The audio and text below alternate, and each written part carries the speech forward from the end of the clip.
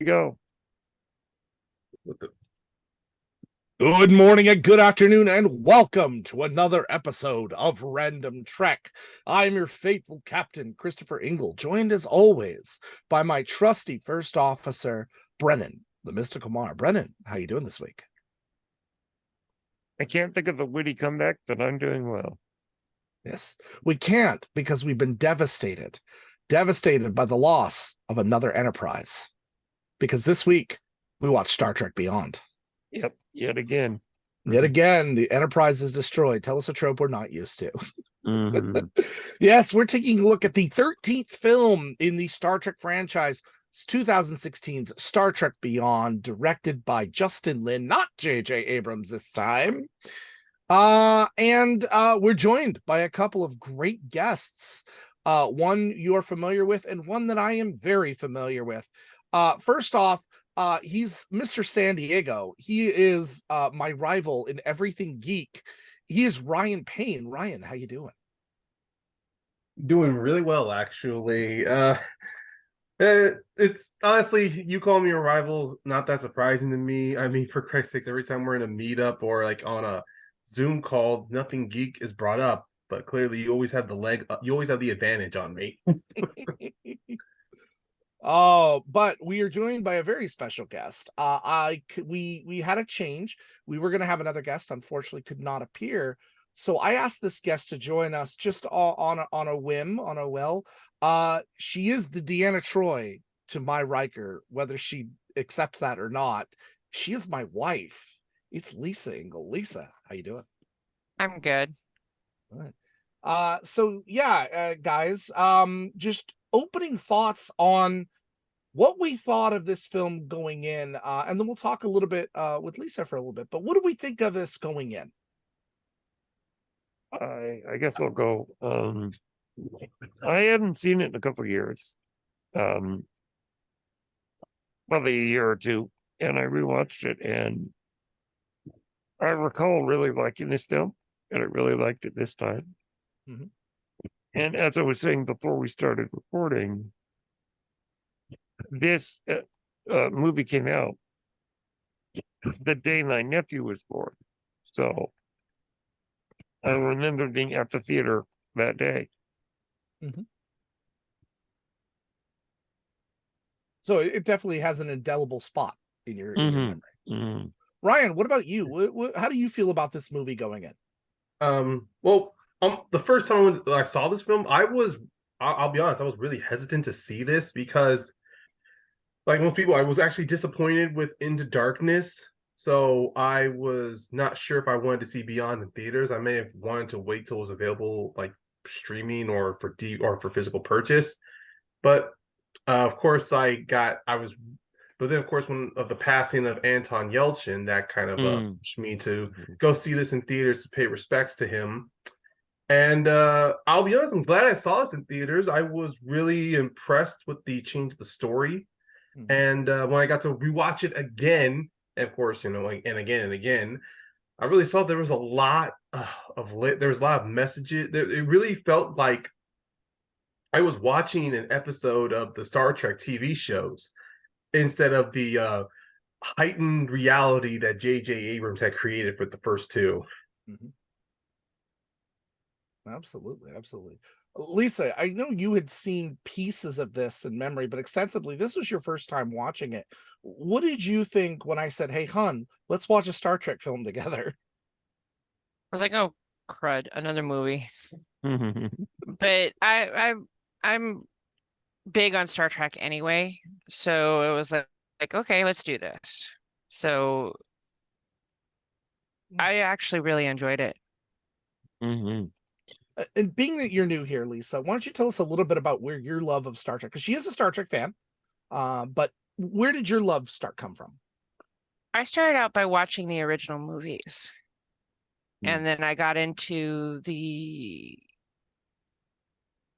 Next Generation, and then I fell in love with Voyager. And that's where my true sticking point is Voyager. The now Good show. It is a great show. And in our house, I claim to be the Captain Riker of the group, but she clearly is the Captain Janeway of the group. So that tells you who wears the bigger pips in our house. But what we're going to go and do is we'll get into talking about this. We'll break it up a little bit here. We'll talk a little bit about the story, kind of section by section. We won't break it down into big details like we normally do, but we'll do section by section, kind of talk a little bit about this. So our film opens up with Kirk doing a little negotiation, a little diplomacy between two races. In a very comical moment, he kind of gets beat up by these little monkey Klingon looking things. It's kind of a funny moment, and then we get Kirk giving us his captain's log, and that they had been out for 3 years into their 5-year mission. They're on their 966th day. That number is important. We will get to that later. But their 966th day in space. But he's starting to feel the mundane nature of his mission and is kind of losing focus as to why he wants to be out there. And he's a little confused, a little kind of just stuck in the humdrum of life. So their main mission right now, after that diplomacy kind of fails a little bit, not to their fault, is that they're to do reprovisioning at starbase Yorktown, which is the most new and up-to-date starbase in the fleet. And we get to see this, and it's definitely a very new interpretation of what a starbase looks like. And as it's described, I believe, by Bones, it looks like a snow globe in space. Maybe a little bit. Yeah. Very much, yeah. But I'll be honest, this is top 3. One of my favorite moments is the approach into Yorktown, and we get to see how they designed this thing, and it's just fabulous. Absolutely gorgeous. Yeah, we get in there and we find out that Kirk has applied for the job of vice admiral.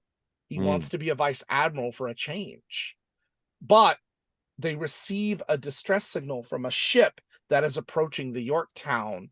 And speaking with the person aboard, she says, "My crew was marooned on a planet. We need to go get them. I need your help. Please help me. And they agree to go ahead and do it. And so the Enterprise goes out. I'll stop that there. What do we feel about this introduction to Kirk, this less gung-ho Kirk, who's kind of stuck in the humdrum life of Starfleet and this 5-year mission? We'll start with Ryan.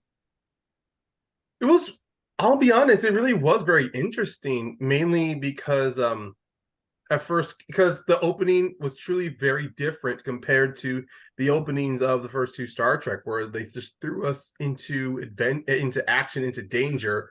Well, I mean, not immediately, but it was always like you're in the middle of something, like something's happening. And it's the same here, but it's kind of subverted in its own way. And I like how we do see Kirk. Of course, he's 3 years in, he's the captain now. He's not trying to figure out a solution. He's trying to be, diplomatical, and you do see how it fails. And his captain, and I did like that exchange there, because it clearly shows that even though Kirk, he is a charismatic person, it's clear that when it comes to trying to speak with alien species, or at least being diplomatic, he kind of feels like he's on uneven ground, like he's not in his element. So I do like when he's trying to be peaceful, and then that the leader of their species is kind of like rebuking everything he's saying, like, no, this is the mission of peace. And he's going, no, they want to kill us, they want to destroy us and eat us. And I just love how at the point they attack him, he's just done with it. Like, he's not trying to resolve the situation. He's just, I'm done, I'm out. And of course, hearing that speech, I felt so much. I related to that so much, because it felt like you're in the middle of a career that you worked your whole life to get to, and now you know the ins and outs of it so much, you're starting to feel like, where's the passion, where's the excitement in this job? Lisa, you mentioned that the movies were some of your first starts, and I think in the original line, we definitely saw lines of Kirk resisting that promotion that he is as an admiral. resisting it and wanting to get back in the chair.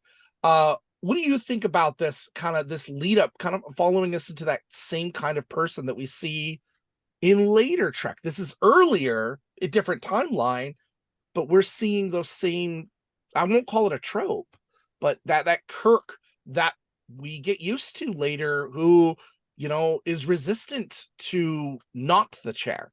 How do you feel about that this Kirk compared to original Kirk? I think something had to lead him to the point where he wanted to be in the chair all the time. And to get to that point, you have to get past that non-compliance, or the how do you put it? The Non-committal. mundane, where you're constantly bored all the time of what you're doing. As our kids would say, the meh feeling. Right. You have to get past that. Mm-hmm. Because there's going to be those long periods of time where you're just doing absolutely nothing. Right. And this has got to be rough. You think a 5-year mission, and we are so used to it because it's the opening to every original series episode, our 5-year mission, and we don't think much of it. That's a long time on a vessel. Brendan, what do you think of kind of this side of Kirk that in the last 2 movies we haven't got much of? Well, he's there, in the first 2, he's very gung-ho for adventure. Mm-hmm.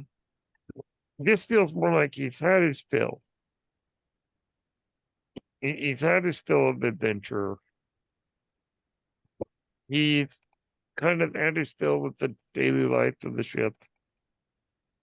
There's that funny little montage of the romances on the ship.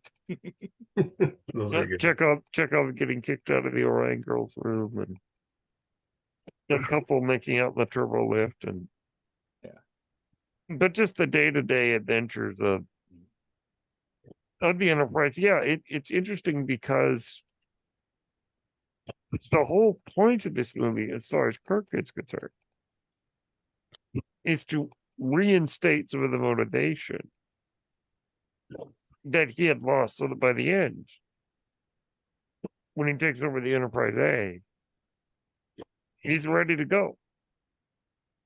Yeah. So he's burned out. I think he's burned out. He's hit that point. And it's a mixture of both, and also wanting to find his motivation again. I think his purpose, Mm-hmm. Waking up in the morning to get in that chair. His interaction with Bones during their drinking session says it all. I kind of don't know why I'm here. I don't get it anymore. Like, it felt very Captain Pike in the Cage. It did. Like, he said my father joined it because he believed in something. I joined on a dare. Mm-hmm. He doesn't find, he's still searching for his purpose, his meaning, his inner self. We're looking for that. And I love that scene, by the way. So humorous and yet serious, very reminiscent to me of Wrath of Khan. When again, Bones and Kirk are drinking to their health.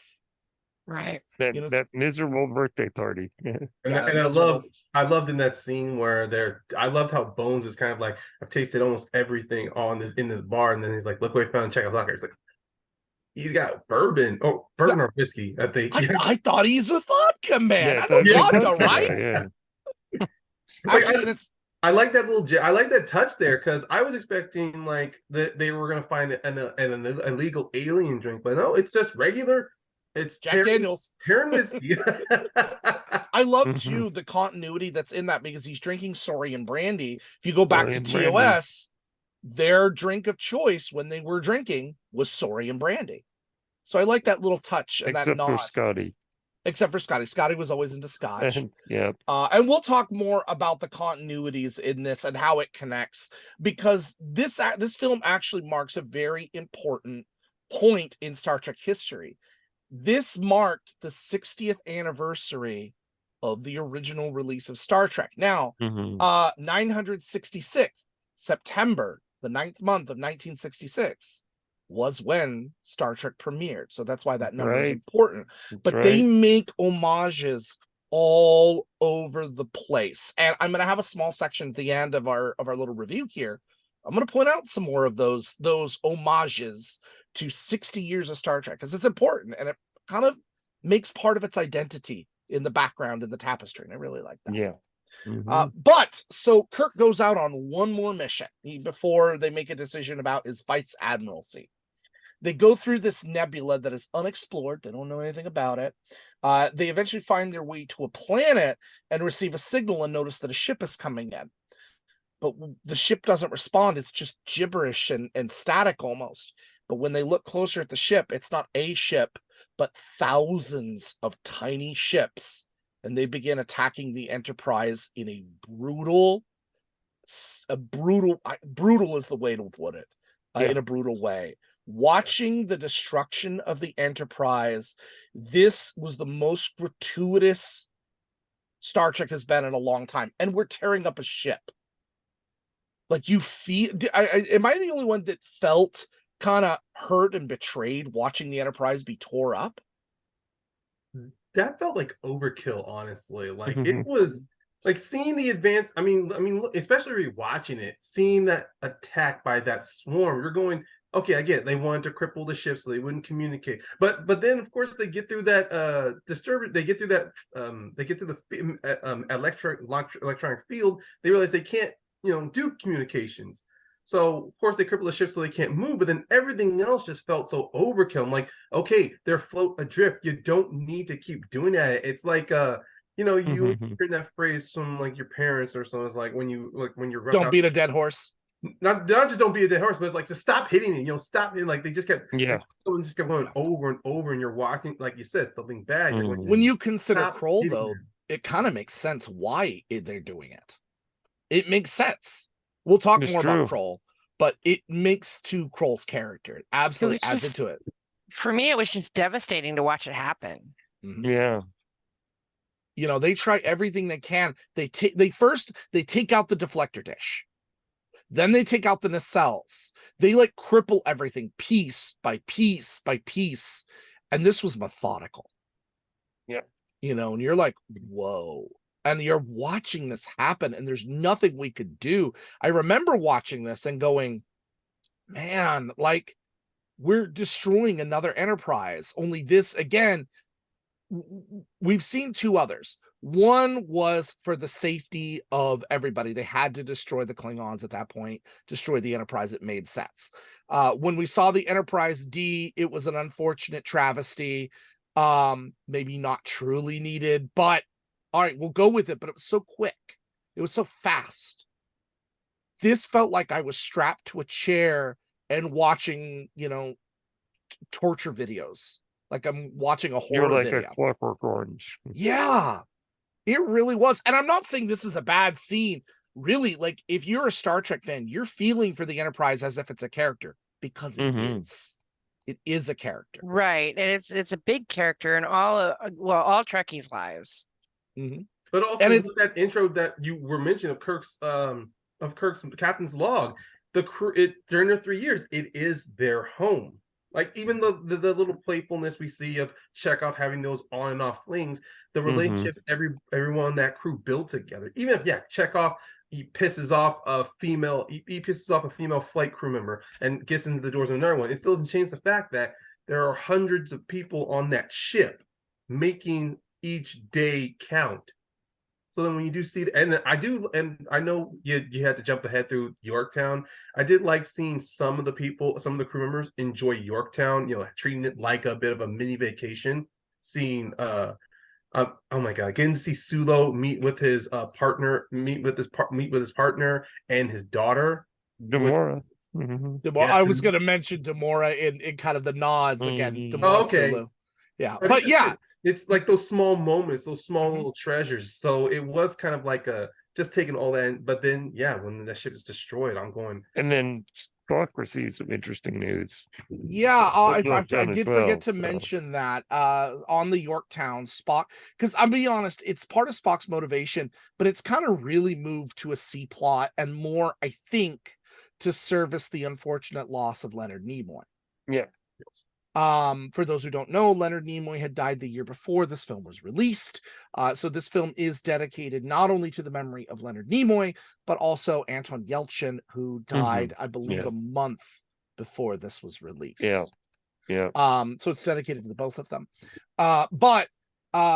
Yeah, so he receives some unfortunate news from New Vulcan that Ambassador Spock Prime, has died. And he's dealing with that. And he actually makes a decision that he's going to leave Starfleet, but he hasn't told Kirk yet. He hasn't told anyone. And he wants to, and he takes a moment, he was about to, and then everything goes down. Never gets a chance to. And I had forgotten that it had happened a year before the movie came out, and it just brought it all back, and it brought tears to my eyes. Yeah. To all of because us, I mean, Leonard Nimoy was the most beloved part of Star Trek. I think of all of Star Trek. if we didn't have Spock, Leonard Nimoy, you would not have Star Trek today. There's no way. I mean, maybe, but the Star Trek that we know. I no. think the entire cast had something to do with it. I don't think it was just him, because they all had a bit to play. Because without Nichelle Nicholson as Uhura, she had a big part to play in many things. She changed the world. Well, let's her part. Let's talk about the crew, because this is an instance where every member of the crew has a part to play in this story. I don't like that. Nobody is left out. And I really appreciate that. So during the attack, the crew is split up into different places. Okay. Spock and Bones go to deal with the creatures that are boarding and to fight them off. They end up in a turbo lift, trying to escape because they're overwhelmed by fire.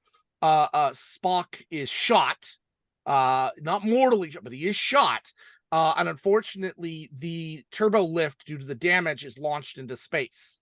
And then one of the drone ships that we see captures it. Well, it's not a full drone; it's actually manned.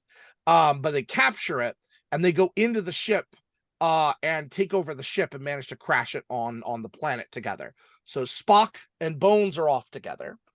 Then we have Kirk. Kirk decides that in order for the Enterprise to have the best chance to get away, they need to separate the saucer entirely. They have to separate it from the damaged section. So he goes down to do it manually because there's too much damage. They cannot do it without doing it manually. So he goes down there, but Kroll, who is our villain, also intercepts him and starts fighting him. But he's actually saved at the last minute by Uhura, who follows him. Uhura goes down there. And while Kirk is fighting, Uhura sets off basically the separation sequence. Yeah, she separates him from and she separates Kirk from Kroll. Kirk is forced into the saucer section, and Uhura and Kroll are in the falling neck of the ship. So they are separated. Kroll takes Uhura at that point as a prisoner. Kirk makes it back up. Scotty, mind you, Scotty is down in engineering with Keenser.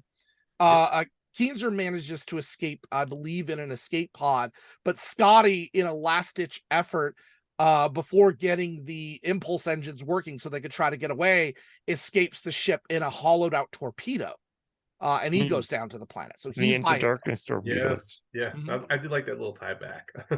So he goes down to the planet, and that leaves us with Sulu, Kirk, and Chekhov. Sulu, Kirk, and Chekhov are in the saucer section. No, I think it's just Kirk and Chekhov. Doesn't Sulu get... Sulu's up there too. The three of them are up there with the alien. Yes. Yeah, with the alien girl. Yeah. So they all go ahead and escape. They escape in their pods. Sulu is captured. Yes. But Chekhov, Kirk, and the alien girl all crash land near each other. So we do that, but unfortunately, we also witness the devastating crash, the final crash of the Enterprise saucer, very reminiscent of the Enterprise D, only, again, I think so much more devastating to watch this thing smoldering wreck as it goes down, hitting very much like terrains like the Andes. Yeah. And so Spiky Mountains. Yeah. Right. So we end up, falling down here. And now we have to follow each of them. I want to start with Scotty because I want to get into Jayla. Scotty manages to escape, and he's wandering a little bit, and he gets caught. He's looking for wreckage, anything that he can salvage to help him survive. Phasers, communicators, anything he can get. He finds a crashed pod. There's nothing in the pod. Nothing's working. And these aliens encounter him, and of course everything's broken too. Everything's broken. Mhm. Yeah. Nothing. But they surround him, and they're going to capture him when he meets this interesting white alien with black markings on her face, and she fights off the aliens successfully using holographic technology. Interesting. She has technology. She fights them off. She's initially a little reticent, but he introduces himself as Montgomery Scott. She's like, okay, Montgomery Scott. No, just Scotty. Okay, Montgomery Scotty. So for the rest of this, she calls him Montgomery Scotty. This is Jayla. Jayla has been trapped on this planet for some time and has been in hiding. And we'll get to where she's hiding momentarily. Played by Sophia Boutella, Sophia Boutella, yes. People might remember from the Kingsman series. Yes. She was Valentine's right hand. That was her first film, I believe. Yeah. But that was Valentine's right hand. Yes, She became yeah. this. She was not the first choice for this role. First choice for this role was Jennifer Lawrence, which is why the character is actually named J-Law. Mm. It was supposed to be for Jennifer Lawrence, and they just kept the name. So Yeah. it's J-Law. But anyway, Jayla takes him back to her home. We find out, first of all, she speaks English, which Scotty doesn't expect. Like, how do you learn? My home taught me. She keeps talking about her home. When she goes back, she's like, is this your home? No, Montgomery Scotty, it's yours. And the camera pokes up, and we see a Federation Delta, and it says the USS Franklin. Yep. Her home is a former Federation ship. Mm-hmm. So we'll pause with that one for a second. How do we feel about that? The first kind of shocking revelation, besides the death of the Enterprise, is we're based out of another Starfleet vessel. Well, when it came with that moment with the reveal of that vessel, it really to me. It said a lot without having to go too much. Do like a backstory, or do a lot of exposition. Like one moment we see with Scott. I mean, when she meets Scotty, of course, when she's speaking English. I mean, because when Scott is surrounded by all those other aliens, they're speaking their native tongue. So it did open that great intrigue onto how does she understand him? But then, of course, we're watching it when she recognizes that Starfleet signal. It's definitely a hint where she goes. It's definitely a hint to what we were going to get. But even then, still seeing that shit was fantastic. I mean, looking at the design of it was good too. It's an older design, so it definitely paints history on what the Federation ships looked like before they were constantly being updated and from their design.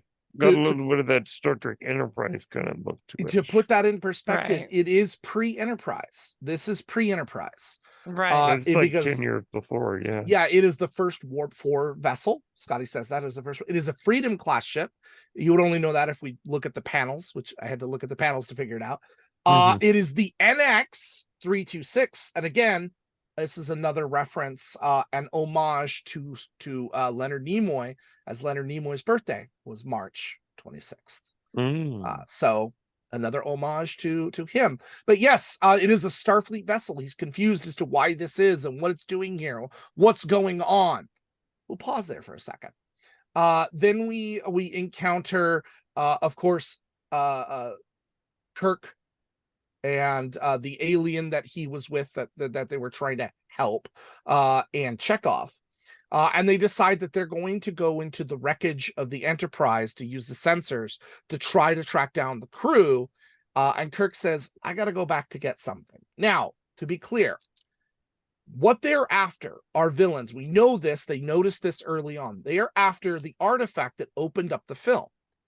Kirk was giving an artifact as a diplomatic envoy to the species who refused it.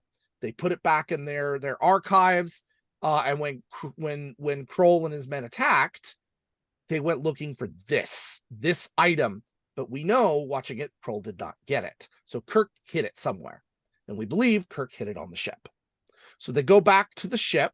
By nighttime, they make it in, and he tells Chekhov, use the sensors, do whatever you can. Let's figure it out. And he has the girl go with him, this alien. And he goes, and it looks like he's searching for it. She's like, and this is where you hid it? Yeah, this is where I hid it. And she pulls a phaser on him. And she's like, basically, you're a fool, you're an idiot, you're a moron. But the true moron is her, because Chekhov is right behind her with a phaser. Yep. Kirk knew. Very politely telling her drop the Put phaser. the phaser down. But Kirk knew. Kirk knew that she couldn't be trusted. And so the item is not there. It is not aboard the Enterprise. But a group of Kroll's men invade the ship because she contacts them. And the main idea is that he wanted to know exactly where they were. By contacting them, Chekhov could track that signal and know exactly where they were. So that's what he did. He used her. They managed to escape the ship. They actually activate the saucer section's thrusters. These would be like the landing thrusters that they would normally use that are on the underhull of the ship. They do this because it's kind of sitting like this, kind of pointed face down, but this way it'll flip over, and they use that as a way to escape and also to kind of get away from these aliens. Also kills the girl, the double agent in the process. They manage to kind of know what they need to do, so they start working their way towards that direction, but they accidentally get caught in a trap. This trap puts them in, there's no other way to put it, like amber. It looks like amber, but different color. And we find out that is one of Jayla's traps. So Jayla comes and frees them, and now they've met up with them. So real quick, I want to cover kind of this sequence, because again, this sequence of going through the broken Enterprise and stuff. How do you think this looking on screen looked? Because I really love the changed angles and how they're having to rethink how they move and where they go and when things move, and almost like they're on a gimbal, and like this felt really technically well done. Brendan, I'll start with you. How do you feel on a technical aspect this scene went? I mean, this is good stuff. This is definitely something you've seen in the last couple of years. It's a good mix of practical and CGI. Yeah. And because it's not all CGI, there's a tangible quality to it. This sequence is pretty great. I like having the crew separated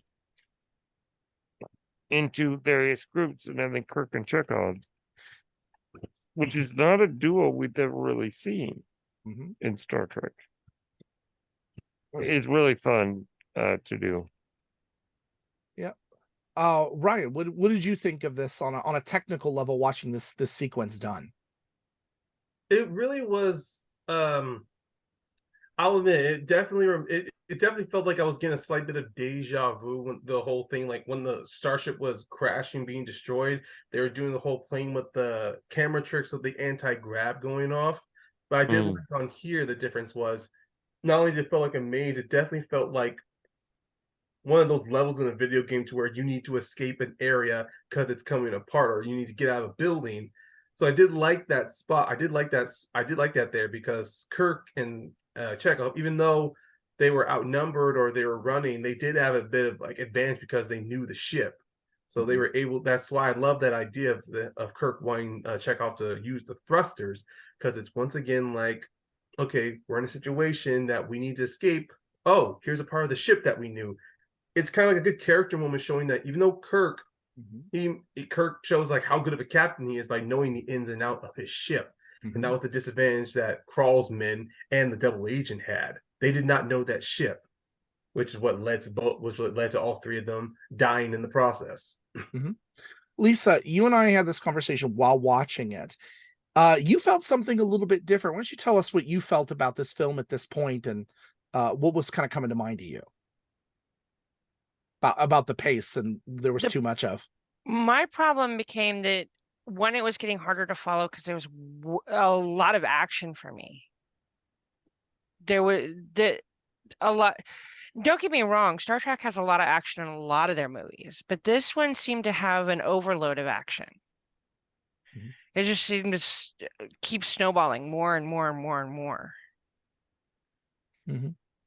And in this particular one, whereas the visual is great, don't get me wrong, it just seemed that it just got harder to follow. But the ship itself seems to take on a character all its own in this particular section.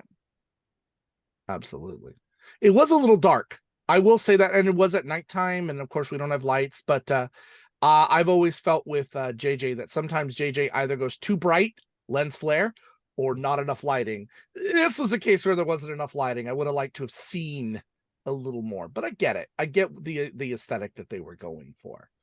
But I enjoyed this. And what's really great about this scene was that I love that Kirk says, the Enterprise probably won't even be able to power up anymore. Well, I don't think she'll be able to do anything. And he says, she's got a few more tricks in her.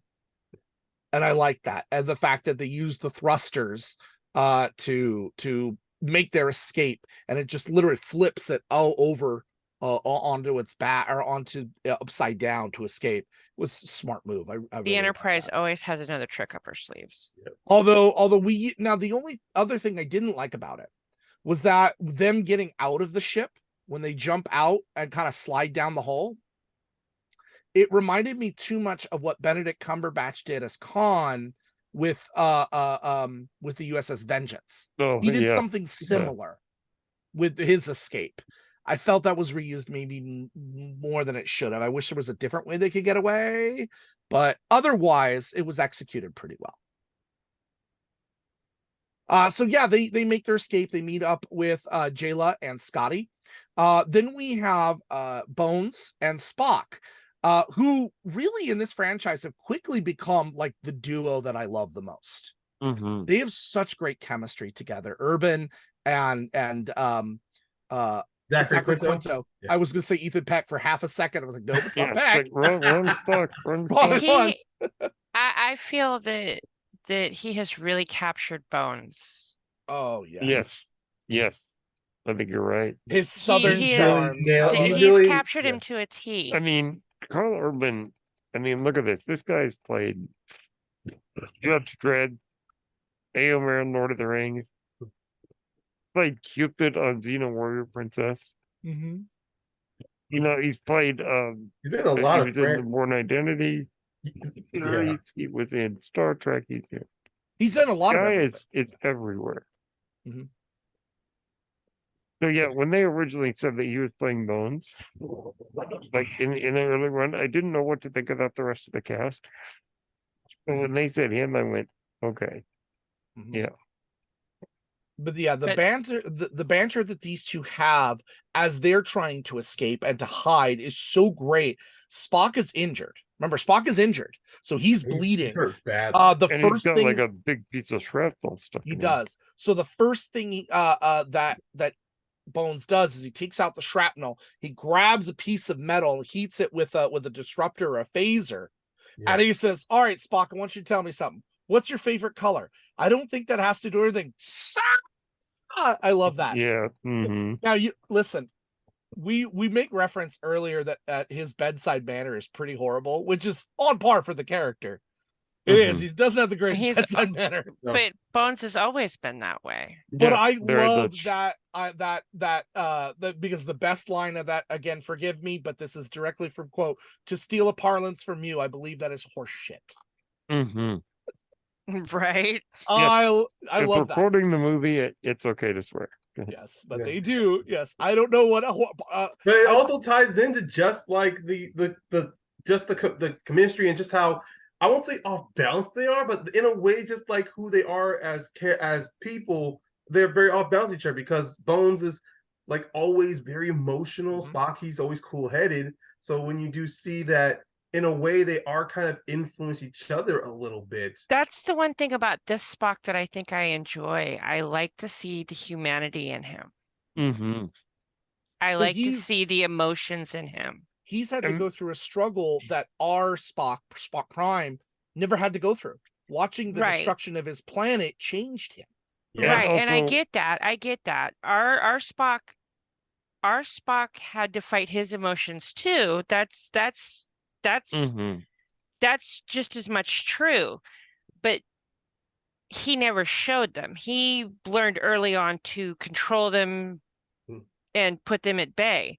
But this Spock has had a much harder time doing that. And so we get to see these emotions, and to see them play across his face is almost bliss. Yeah, especially how like the one thing I know that JJ did in the first Star Trek was to really show how different Kirk and Spock were, which is why the opening sequences did its best to show that with Nero coming back in time, not only did he disrupt the timeline, but he also disrupted everyone's path, including Kirk and Spock, because you do see, because it definitely ties back in that first film where Spock growing up as a child, turns out our Spock, Quinto Spock, he was being logically bullied and harassed because of who he was, and discriminated because of his mother being a human.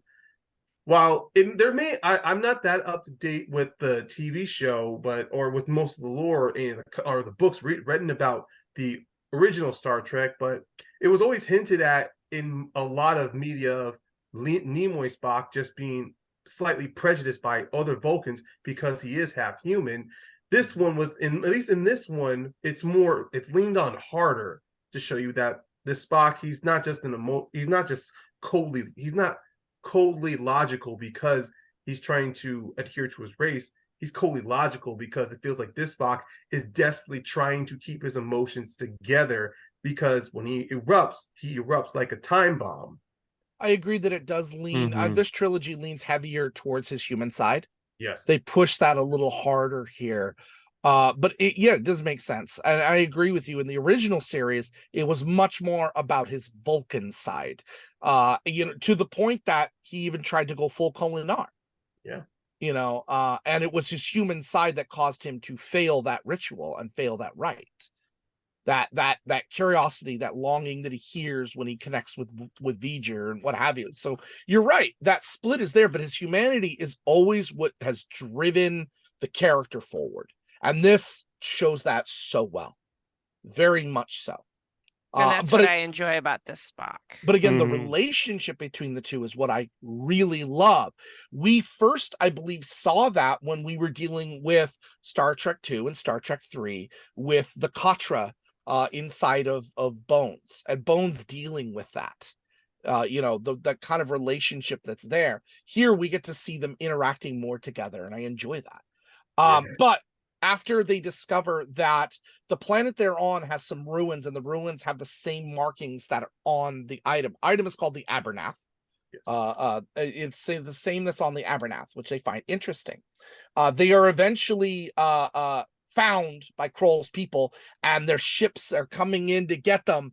And Scotty, because Bones does have one working communicator, he's trying to make it work.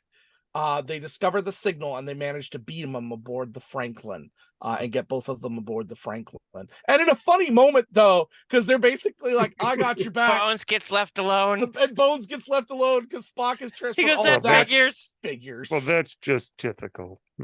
I know. So I love that. So they get together. He's like, at least I'm gonna die. Like, well, at least I don't get to die. At least I'm dying. Like you, but well, at least we're gonna go out together. And then it's just like that late whizzing. The last group that we have to focus on are Uhura, Sulu, and Keenzer, and the rest of the crew, because the rest of the crew is captured. We don't know why. They were captured instead of killed. And they were taken back to Kroll's camp. Well, there was a little joke earlier that Keenzer has a cold and is excreting some nasty green fluid that's very acidic and very dangerous. Like Linus in Discovery. Yes, like Linus in Discovery. So Scotty was afraid that Keenzer was going to sneeze on the warp core and destroy it. So they were talking about that. He sneezes on the lock to their prison and helps them to escape. So I was like, that's a nice little connective tissue. Yeah. I like that. He just is like, chew. And you see it burning away. Like, good job, Caesar. He just, kind of wipes his nose and moves away. But Uhura and Sulu escape. they discover that Kroll has been listening in and piggybacking on communications and then has been tracking them and following them for some time.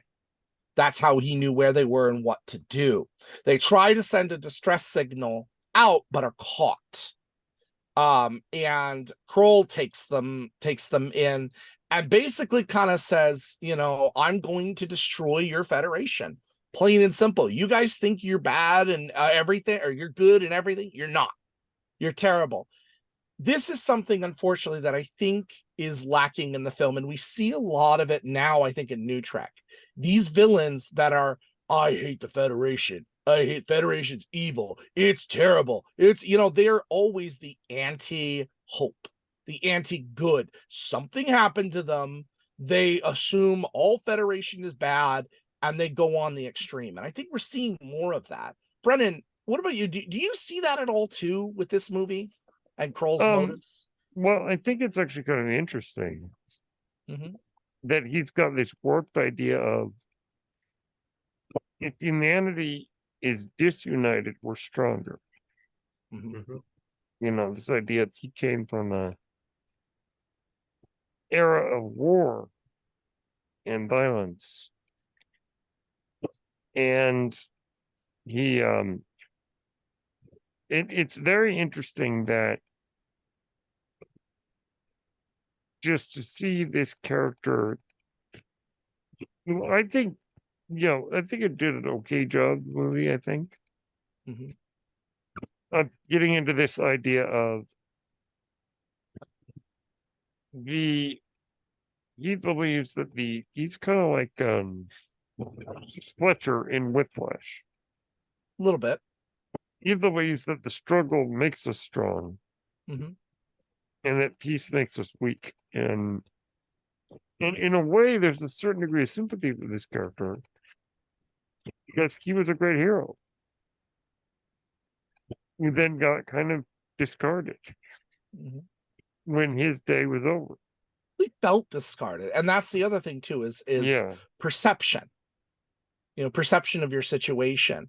And I think again, we'll talk with themes, but this difference between Kirk feeling his fate and Kroll feeling his fate and how that's handled really makes a difference in this film. Two different styles, two different approaches. But yeah, he says he's going to destroy the Federation, and the first thing he does, he's got two Starfleet crewmen tied up in this machine, and he touches them, and we watch as his face begins to shift and alter. He's sucking the life out of them like a vampire and absorbing it into himself, which we find out is enabling him to live ad infinitum, forever. As long as he has people, he can keep absorbing their energies and changing his form and his shape. Then he gives a test drive. A test to the Abernath. Oh, sorry. Yeah, but he says, "Where is the Abernath? I know your leader didn't have it. I know it wasn't on the ship. So where is it?" And he threatens to kill Sulu, Uhura, basically start killing the crew. And this lonely ensign, who is of a new species. I don't know what species she is, but she's got this big kind of brain-like thing. It looks like a face hugger on the back of her head, to be honest. But she says, no, I'll give you exactly what you want. And the back of her head opens up and the Abernath is hidden in her head. She takes it out and gives it to him. He takes her and Uhura to this chamber and explains, this is what I'm going to do to your Federation. He puts the ensign into a chamber, it seals her in there, and activates the Abernath. And it is this kind of black cloud thing that just eviscerates all biological matter. Plain and simple. It just devastates. And then it goes back into this device. His plan is to release this at the center of the Yorktown, destroying all of that. And then using the technology from the Yorktown, he can go from planet to planet to planet to planet, dismantling the Federation piece by piece. And no one can stop him. And instead of showing it to Sulu, he shows it to Uhura, knowing it would affect a woman more than it would affect a man. I think also, I was also thinking Uhura is definitely the one person who has been kind of challenging him on his laurels as well, because Right. I do agree with you, Lisa. It does show that he's using that as a power move, like having Uhura see that. But it's also, ever since they've been captured, Uhura has been standing toe to toe against him. Right, she has. Yeah. We've seen her stand toe to toe against Klingons. Well, so, yeah, but and I love this. Yeah, but this was definitely more of a battle of wills between her and Krall, because Krall, as we see, he's been extending his life long with this sole mission involved, and he's meeting a different and he's meeting this new Federation. Even though he's been listening on everyone's channels, he's listening to he's listening to her about her ideals. That Federation belief is that we are stronger together. Unity is what makes us stronger. Right. So everything he does is trying to chip away at her laurels. So you do see where you can definitely see maybe that there's more to Krall, like there's a sympathetic side to him. But you clearly see from his actions that his anger may be at the Federation alone, but seeing that he's willing to kill other people who are not equipped or designed for battle or for war, or they're not bred for it, it's clearly showing that he has become warped by his own I'm not gonna say delusions, but by his own abandonment. Bad things have resulted in bad feelings. He's allowed those things in his experiences to drive warp him. Yeah. Or as the classic Terran saying is now, hurt people hurt people. Yeah. So they devise a plan. The crew on the Franklin say, we need to save them. Can we transport them out of there? Well, possibly if we can get them out, but we still need to make sure that they're there. And Spock does a genius thing. He says, I want you to set the sensors to look for this one mineral. Uhura is wearing an amulet that belonged to his mother. And a very funny moment. It's a unique element only to Vulcan. So they it's slightly radioactive. It's harmless, but slightly radioactive.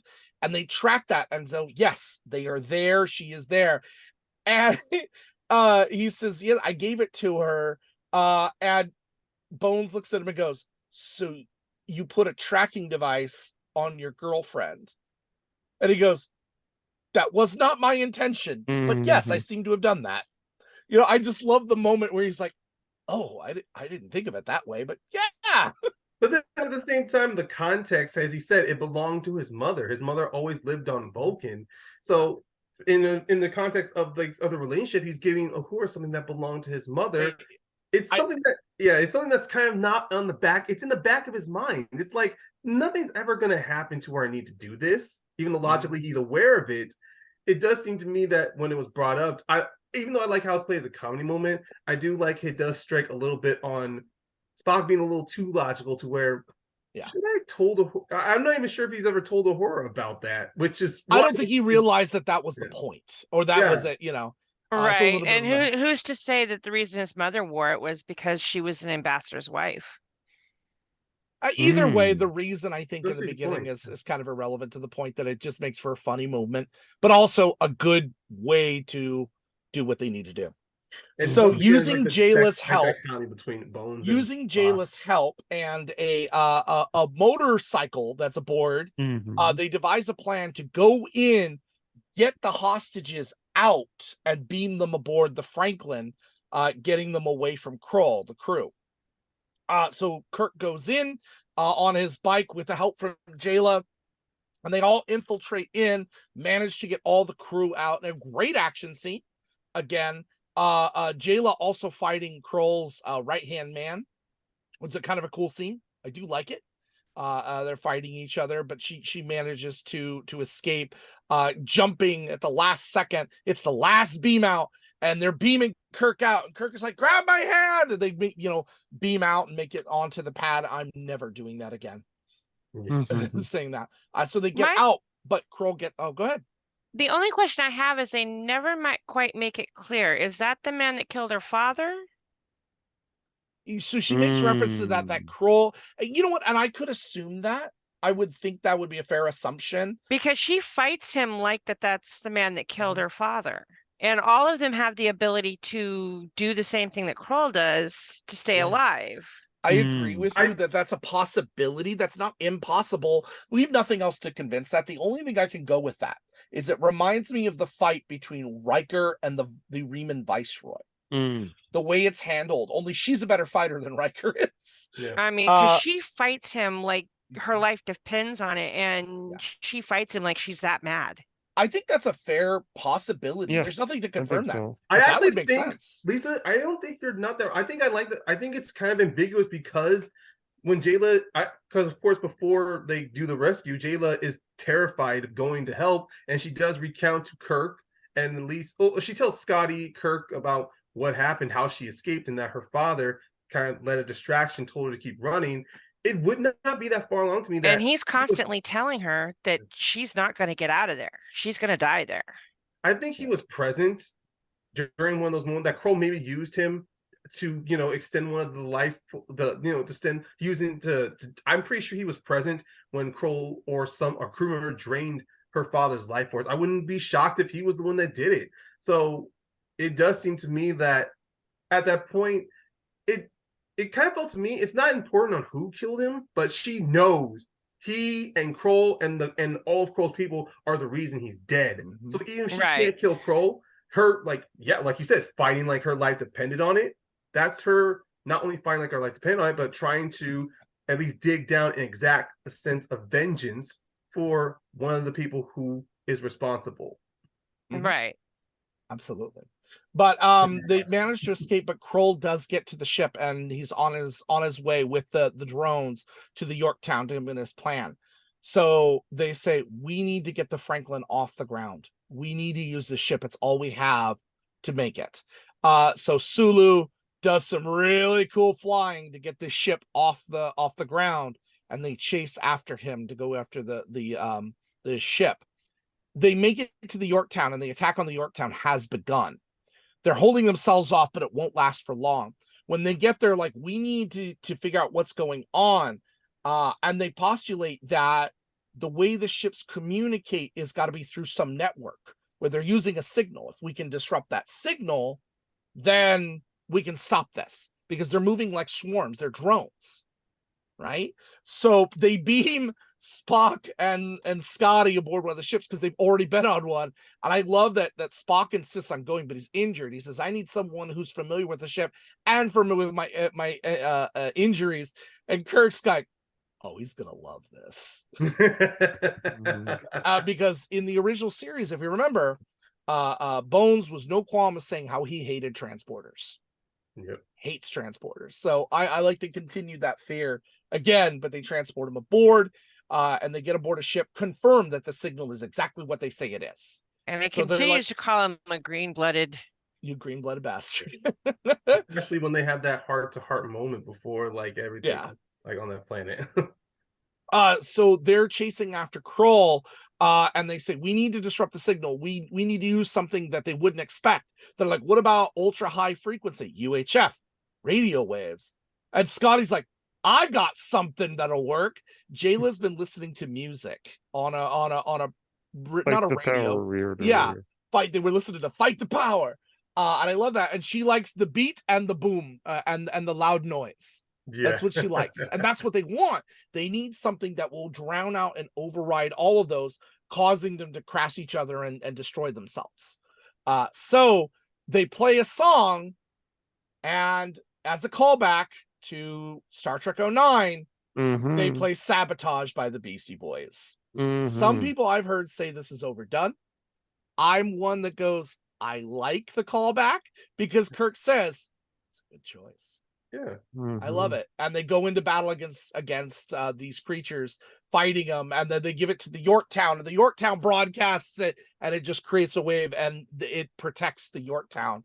How did you feel? I like Bones' little remark. Is this classical? Is this classical? Is this classical music? I think it is, Doctor. I do believe it is.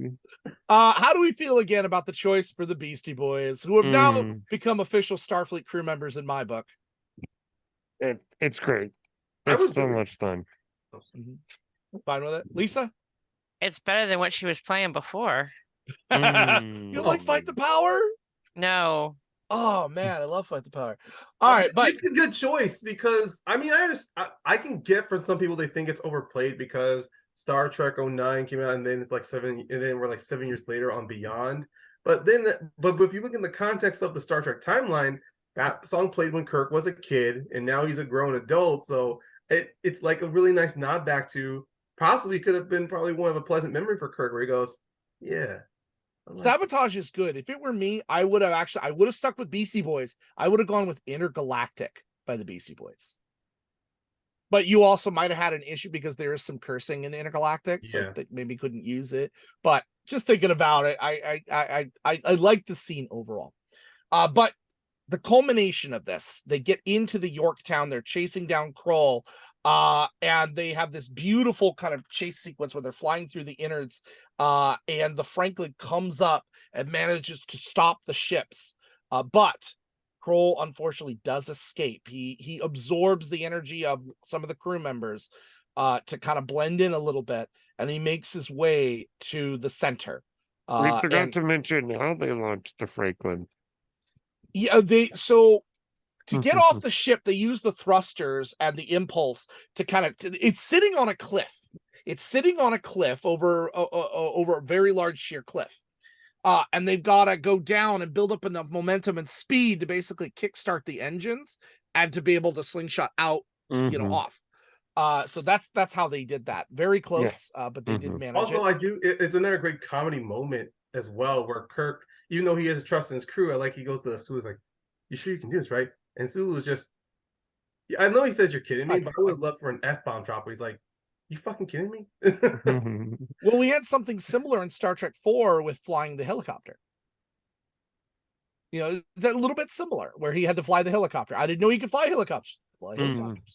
Anyway, so they do make it inside. They stop him. Kirk's got to chase him down. Why only Kirk? I don't know. But it's always Captain Kirk. and Captain versus Captain. Captain. Yeah. You should No, have it's sent always a Kirk. contingent of people after him. I mean, it was always Kirk in the original series. So yeah, I guess. So they make it to the very center nexus of it, where gravity's a little wonky, but it's also where the air system is set. Kroll is going to release it. Now, the whole time here, Uhura is looking at a recording that's on the Franklin. She's watching it, and she's listening, and she's slowing it down and playing with it. And she quickly realizes that Kroll is the former captain of the USS Franklin, Balthazar Edison. And what hero is that he was a hero. Yes, he fought in the Xindi and Romulan wars. We'll get to this because I'm going to connect it to Enterprise. But they fought in those wars. And then what happened is, once the Federation was formed after the Romulan War, we were no longer a war military agency. We're explorers. And so he was given a ship, the USS Franklin, and set out to explore. But either due to a wormhole or effects or whatever way you want to put it, they ended up crash landing on that ship, and Federation never came. So he ended up resenting the Federation for leaving him there and removing him from the one thing that he was good at, which was being a soldier, being a warrior. He removed that from him. And so this is the motivation for his vengeance. And it's so funny. I remember hearing a rumor. This is a while before the movie, that Idris Elba might be in the film. I didn't realize until we get to this scene, the first time seeing it, that this was Idris Elba under all that makeup. And so as it starts to come off, I went, "Oh, I know, I get it." Yep. Yeah. And so they fight. They manage to fight.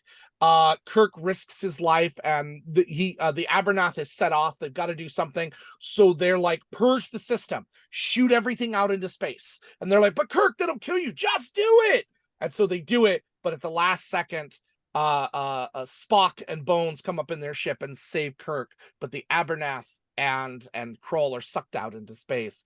And there's a neat moment right before that happens where Kroll passes a pane of a broken shard of glass and just looks back at his reflection and doesn't recognize who he is anymore. And it's almost like after that point he gives up, like he realizes who he is. And so they save the day.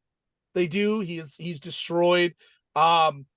And they celebrate in the end. They have a party together. We get the inevitable joke that I love of, did you know that little old lady from Russia invented Scotch? Scotch was invented from a little old lady in Russia, which is a callback to the original series, something that was said in A Trouble with Triples, I believe.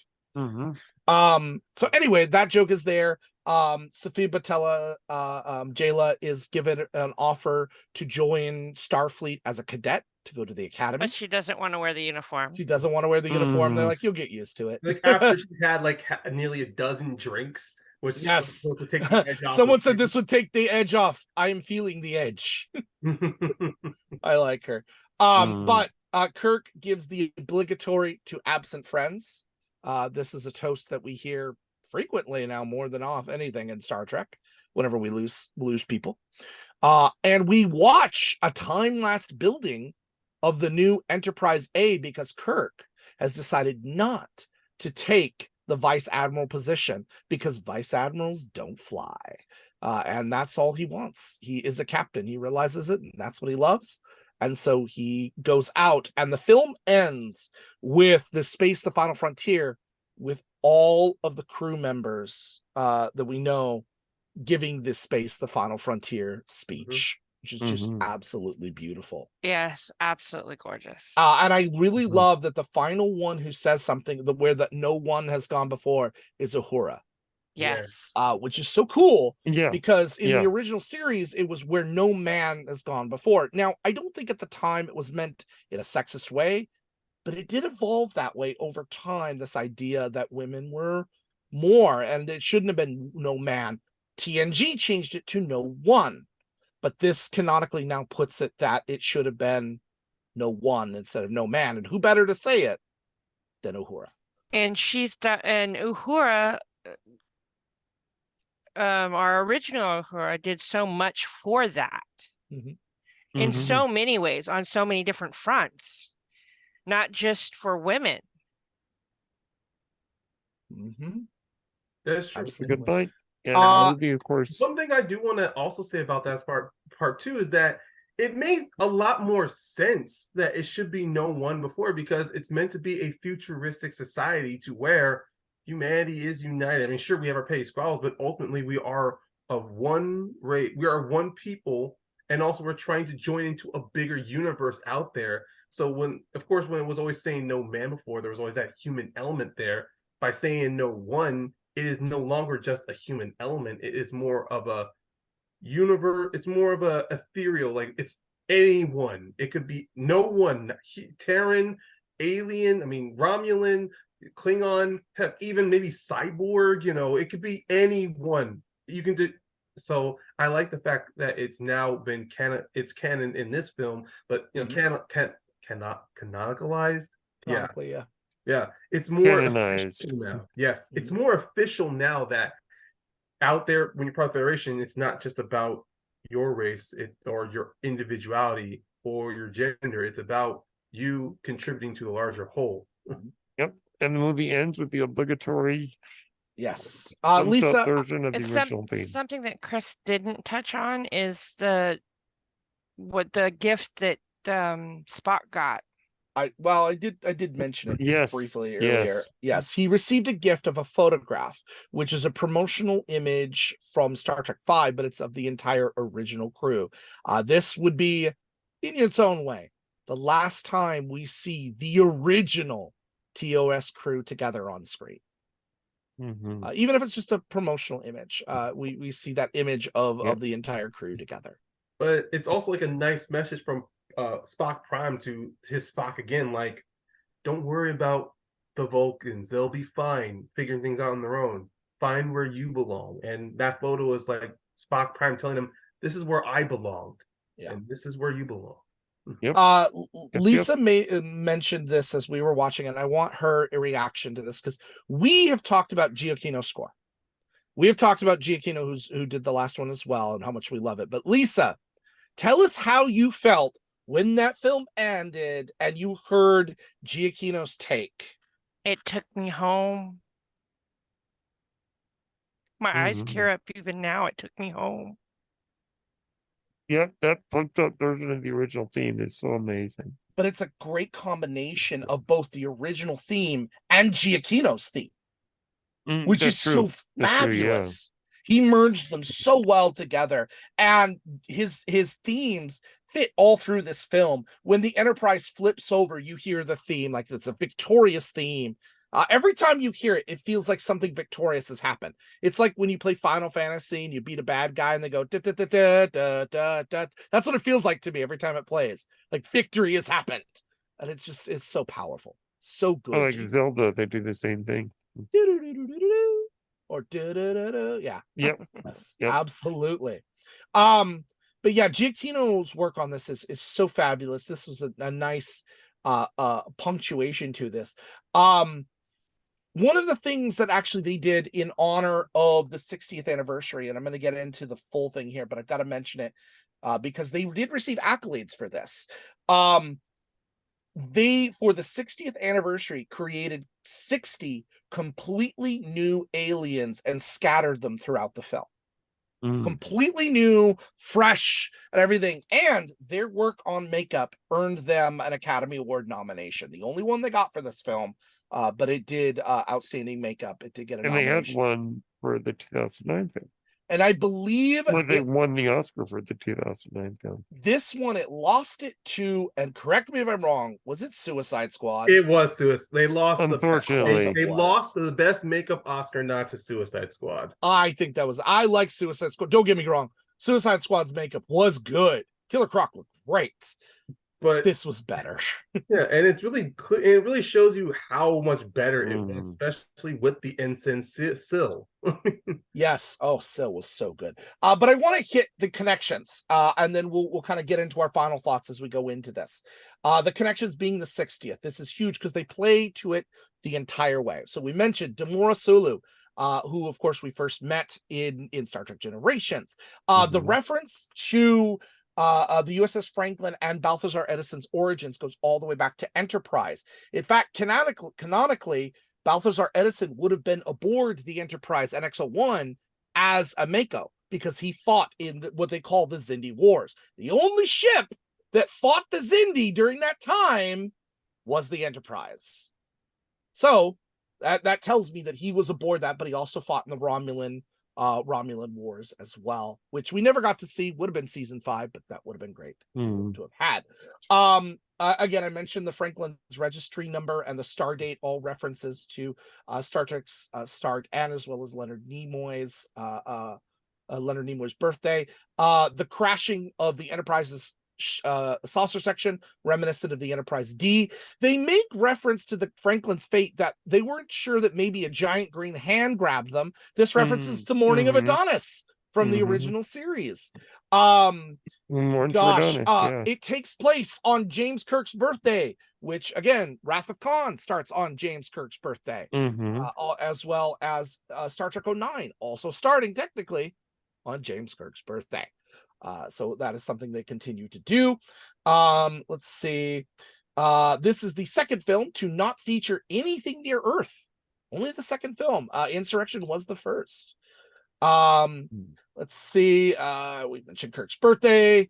The Saurian brandy was their drink of choice. Let's see here.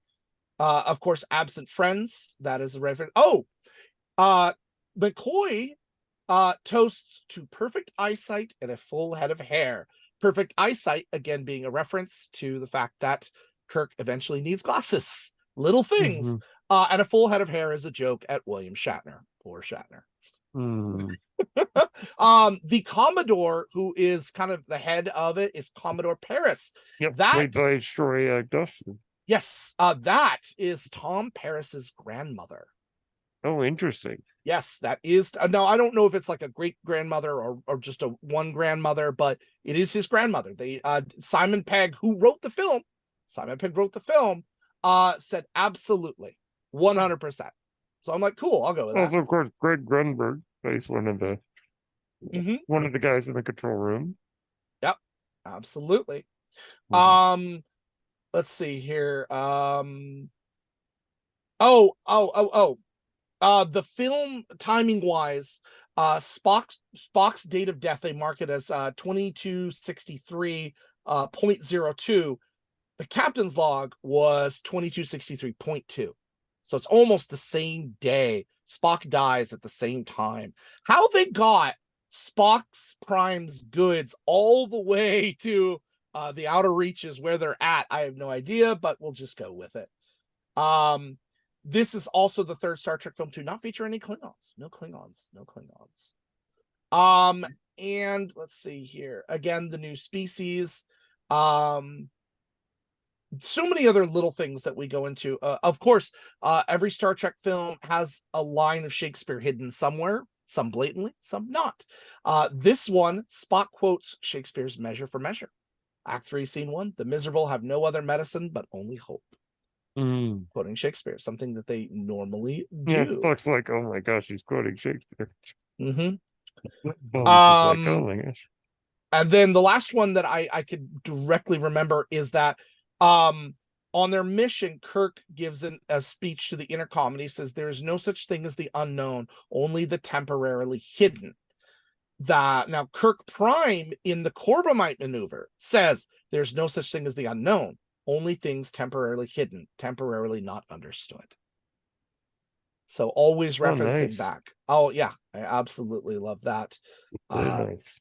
Yes. And there's tons of it. This was a love letter. And Lisa, you mentioned it, and I've said the same thing. You felt like this was like an episode of Star Trek, right? Yes. Just more action. So. A lot more action, but yes, it's very episodic.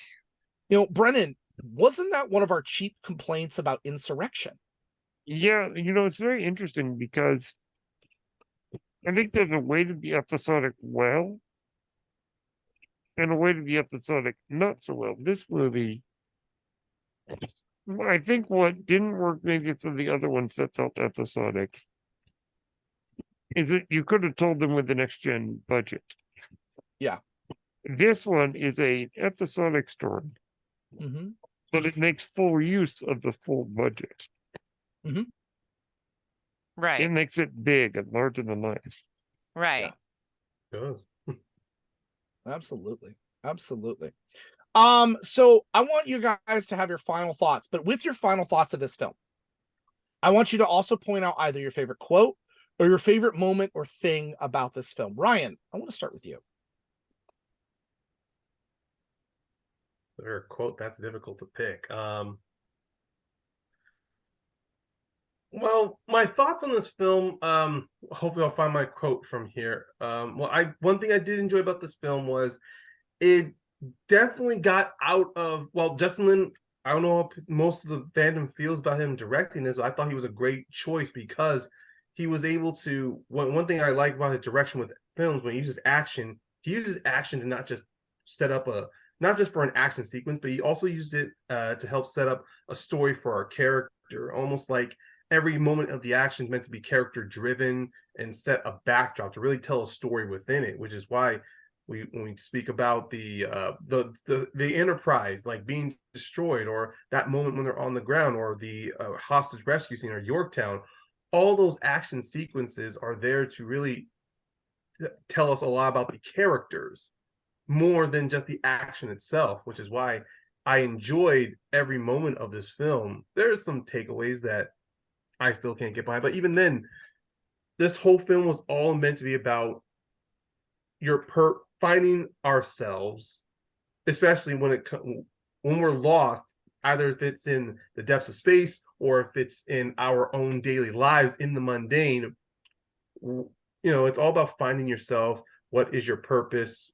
What is it that you believe that you are bred for? And now that I realize my quote, it's the quote Kirk says to Edison when it comes to trying to stop the Abernathy. I can't remember it completely, but it's better to die saving others than to sacrifice. That's what I was bred for. I'm not quoting it word for word, but it's a great quote because that is a moment where Kirk not only realizes who he is, but he is discovering exactly what he believes in. And that's what I liked. It's all ultimately comes down to is, what do you believe in? Where do you you think you belong.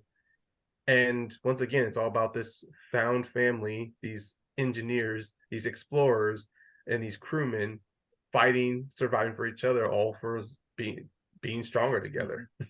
Yeah. Absolutely. Okay. Lisa, what about you? What was your favorite part, maybe your favorite quote from this film? Your final thoughts? I think I liked quite a few parts of the film, but I think just all of them together at the end, just the core group of them looking out the window at the end, knowing that it's going to continue. But the three of them, the three men, standing there looking out the window, reminded me of the row, row, row your boat scene. Just the three of them looking out the window brought that to mind. Yep. Yeah. Yep. That's a good one. And that was, and just their silence was good enough for me. Well I said. didn't need them saying anything. I love that. I love that. Awesome. Brennan, what about you? Final thoughts and the interactions between Bones and Spock are my favorite. Now I don't have the exact quote, but because Spock has lost blood, he's delirious. So he starts laughing along with the doctor. And at first Bones laughs and then goes, "Oh no, you're delirious." That's a great scene. And my final thoughts are, I wasn't really the biggest fan of Into Darkness. This felt like a kind of a return to form. And this is a fun movie. This is very much in the tradition of Star Trek. Great work from all the characters, as you point out. J-Lo's a great addition to the group. This is just a great movie. And it's been a long time since this film. I don't know when we'll get another Star Trek film. But for now, this was just a fun Star Trek film that really has the feeling and the soul of what makes Star Trek Star Trek. To answer your question, I do know when the next Star Trek film will be, and that will be late next year with the Giorgio film, the Section 31 Paramount Plus only film. Because of the writer's strike. That is, yes. Well, that's true. But that will be the next Star Trek film. Now, whether big screen or not, that's a whole other deal. But the next film will be the Section 31 film. But my favorite really culminates to me what this theme is about. And this is, even though every crew member gets something good to do and solid, this is Kirk's story again. It is the captain's story. And it's the final confrontation between Kirk and Kroll when he says, "What happened to you out there, Edison?" And he says, "Edison, I have to say, Kirk, I miss being me. We lost ourselves, but gained a purpose, a means to bring the galaxy back to the struggle that made humanity strong. I think you're underestimating humanity. I fought for humanity, lost millions to the Xindi and Romulan wars, and for what? For the Federation? To sit me in a captain's chair and break bread with the enemy. We change. We have to, or we spend the rest of our lives fighting the same battles." See, like, again, it's a mirror of Kroll and Kirk. Kroll and Kirk are the same guy. It's the same thing we saw with Chang and Kirk. Yeah. It's the exact same thing. And that's not a negative. That's a good thing. Kroll's not near as good as Chang.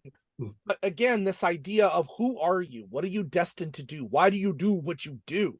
What are you, a soldier? Are you a warrior? No, I am who I am. Kirk coming to that acceptance. Edison couldn't accept the change that happened, that he could be more than what he was, that there was more than a life of war. Kirk realizing that there can be more than the humdrum, that within myself is who I truly am. And who am I? I'm a Starfleet captain. It's what I do. It's who I am. And he turns down, the Admiralty. So I love that. But that interaction right there, to me, really is my favorite part, that culmination, that aha moment for Kirk and Edison. It's done really well. So, unfortunately, go ahead.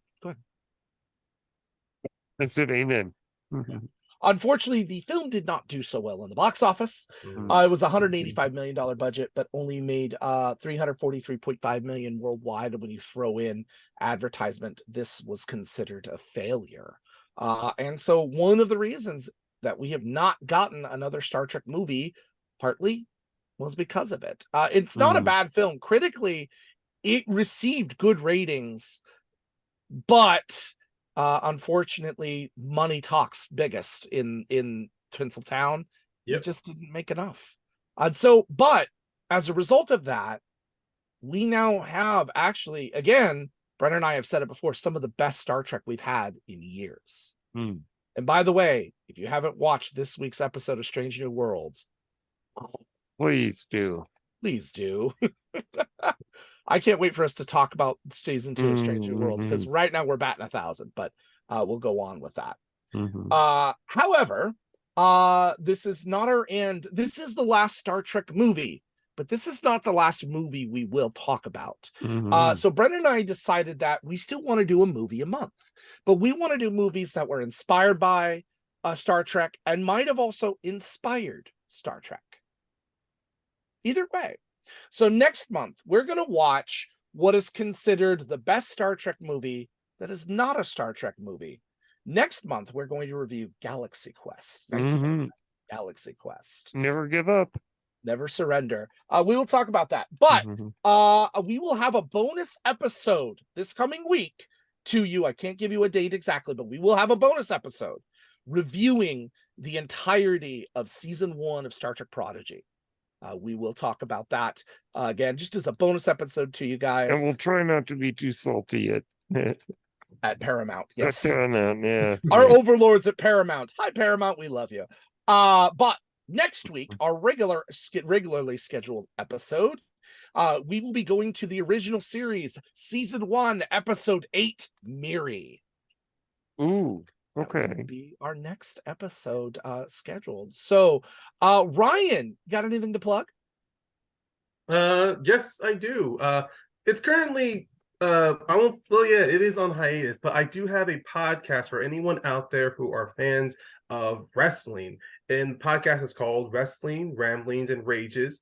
It's available on Apple Podcasts, Spotify, Google Podcasts, and Anchor. I co-host that along with my friends Brenton McPherson and James Shimo, and our whole topic is a whole point of our podcast is talking wrestling, but we try to keep it very contained to where we focus on either we do subjects of top 10 or top 5 list. We will talk on wrestling news. We'll either review a pay-per-view or review a wrestling show, or sometimes we will do a special episode trying to talk about the breakdowns of the history of wrestling and just moments in wrestling that you look back on to where you realize what we have now currently in our wrestling landscape is either an improvement or it's more of still the same. But we are recording episodes right now. We hope to get at least a slew of episodes ready by hopefully late August or somewhere in August, to where we can at least start pushing out episodes to the end of the year. And Ryan has a standing appointment to come back to us when we review the Voyager episode Sumkatse, because that's a heavily fighter wrestling based episode. Yeah. We got to have Ryan on for that episode. So, as he's our wrestling episode expert. I just saw a production picture of The Rock, Ethan Phillips, and the most of the male cast kind of crowding around The Rock during the filming of that episode. I bet that's a cool picture for them to have. Lisa, I know you don't have anything, but anything you want to plug? Being a mom. Yeah, being a mom. Warcraft. 2 teenagers. Oh boy, 2 teenage girls. Yes. 2 teenage girls, yes. Yeah, I'm not a dad, and I dread that day when they have teenage girls. I love my girls, but yeah. Brennan, it is what it is. Brennan, where can the people find you? You can find me on Twitter at Brennan Mystical. You can follow this podcast, Random Trek, under the umbrella of my other podcast, Page Turners They Were Not, which is a Star Wars podcast, which is on YouTube and wherever you get your podcasts. All right. And you will find me on Twitch, on Twitter at cingle1984, where starting this week, I will be playing Star Trek games on Twitch for just an hour or two a day, but we'll be playing some of the great hits. And I will be sharing those videos on Brennan's YouTube channel to coincide more. And I might have Brennan on once or twice just to kind of watch and talk with me as we play, but he very much wants to see, what is it, Elite Force? Elite Force? Oh yes, I keep getting Elite Force. I actually am probably going to purchase the Star Trek Prodigy game. That's going to happen because it's on sale. So I'm probably going to have that so we can play that as well, and just have some fun. Me. I didn't tell her that. It's really cheap, honey. Anyway, but we will be doing that here soon. But as always, with every episode, we end, Qapla', and live long and prosper. Peace among life.